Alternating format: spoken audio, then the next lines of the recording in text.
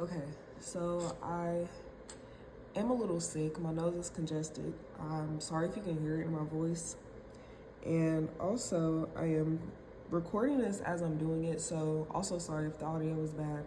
I will go back and do a control voiceover if the quality is terrible and I can't work with it.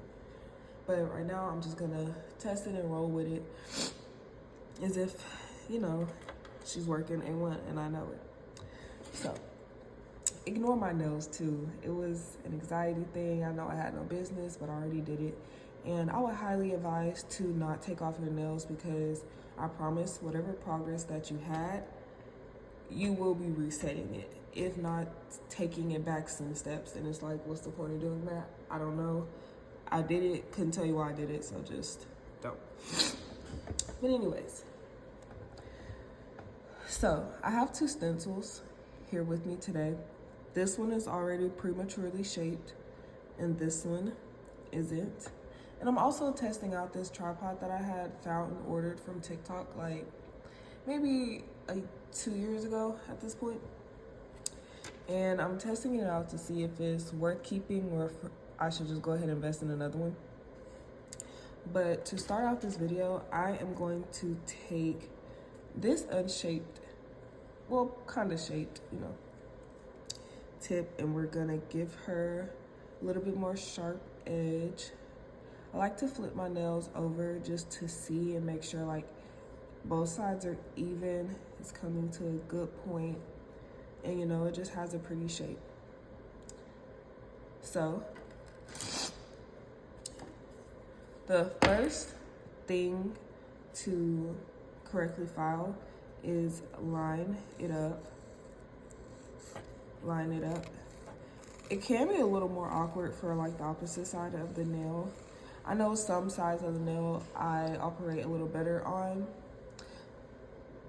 but you just got to work with the angles and play with it, and don't be scared to move because moving is fluid, and that's how things take shape and form correctly.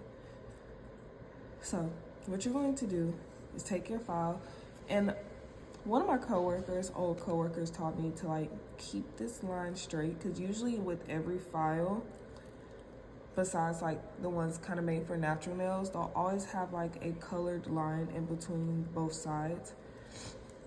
And so when you're going up and down the nail, you want to make sure that this line is just going up and down versus it going like this when it's not time to like be moving a file like that. So just watch it and make sure.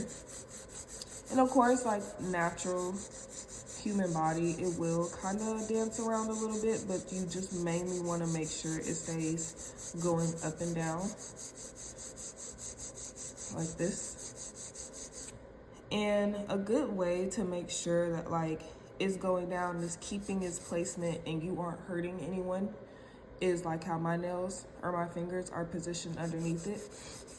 If this was a client's hand, I would generally be holding their hand like this. There's part back, this part right here, or you could do it back and like that, like how I had it before. Doesn't really matter. It just depends on what you're comfortable with. And this is just making sure that you're keeping it straight and you're not really like seeping into their skin. Especially when you, I forgot what the technical term, but it's like when you take two files and you like smooth them out before you get started on filing them, especially new ones, especially with the lower grit, because the lower the number, the harder it is. The higher the number, the softer. So like 80-80, that's pretty rough. So like I said, now we're gonna go to the other side. And we're just gonna go up and down, up and down. And you wanna use the middle of the file just so you can have the most room to like move. Because this is taking down a lot more than just this. It would take a longer time. It may not seem like it, but it definitely will. This is just killing a lot of that side that we don't want. because pretend this is their knuckle, you know.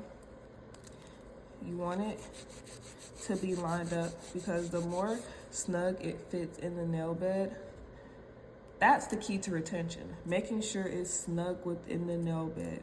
And it's like, one of my old bosses had told me that you should imagine like a very thin line of hair in between the cuticle and the eponychium to be laying stuff at, to make sure that like it's snug in there, but it's not hitting any place it's not supposed to.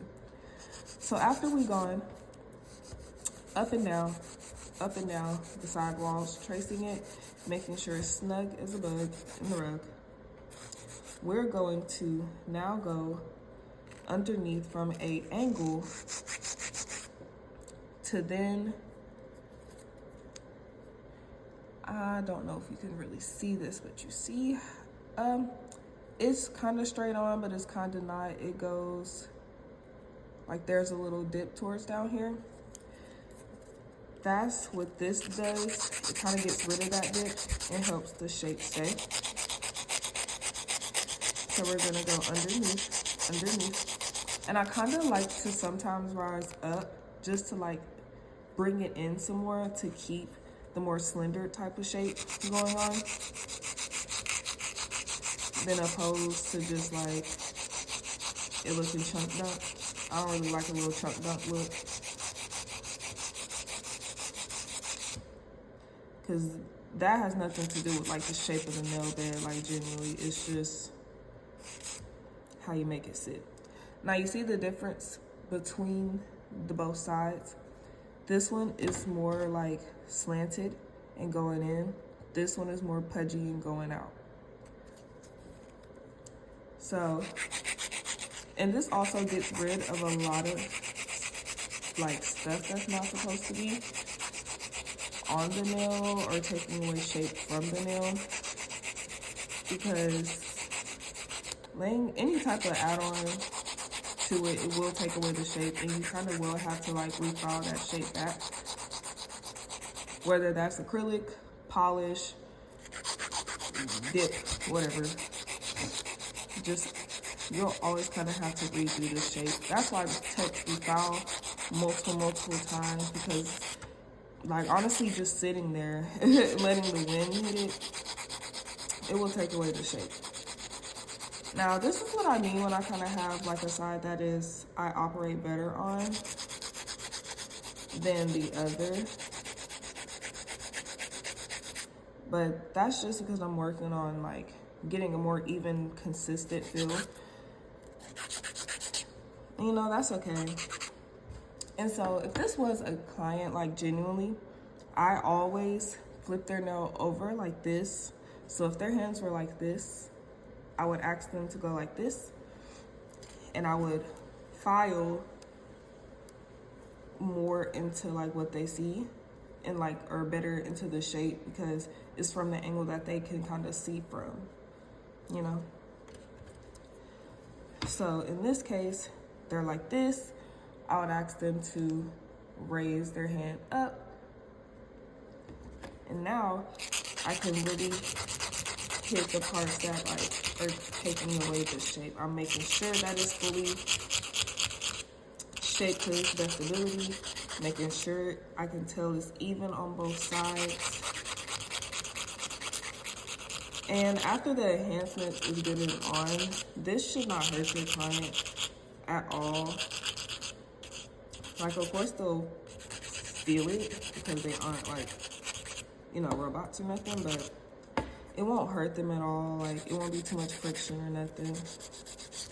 And don't be scared to like go back and re-hit the things, because you would rather it take forever and you get a look that you like than it take forever and you did it scary and it didn't turn out right.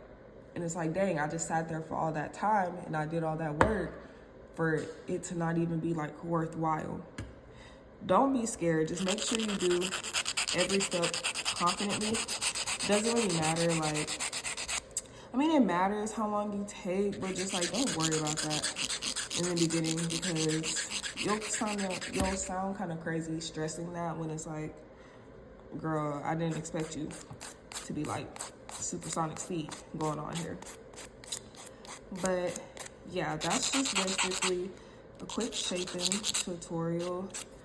I like to always, just go back and show love to extra areas or certain areas to make sure that, like, for the stiletto, you go like this to make sure that, and a good way to tell that you're filing correctly is, like I said, when you're using the middle file and it stretches and it consistently hits the same angles of the nail.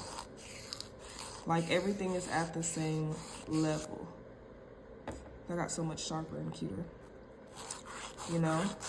There's no part that isn't being touched. Like, that's how you know you got a good file going on, when the file is constantly touching the nail. Everything is what's the word? Leveled? Yeah. Everything is leveled, and it just looks really good. And see, this is kind of what my stiletto sets be looking like. Goodness. I can't talk, y'all. I really gave up on English a while ago, and that's my native language. But yeah, that was a very decently quick shaping video. See, you just gotta, here's point 1. This is point 2. This is point 3. This is point 4. This is point 5. This is point 6. And, you can go use extra little steps and all. Kind of like a 3-bead method, even though you can still go in and use more beads. It's still kind of majority, the 1, 2, 3, 4 to 6 point radius, But yeah, I hope y'all enjoyed watching, and thank you. Mannequin hand that I used in school, and I just moved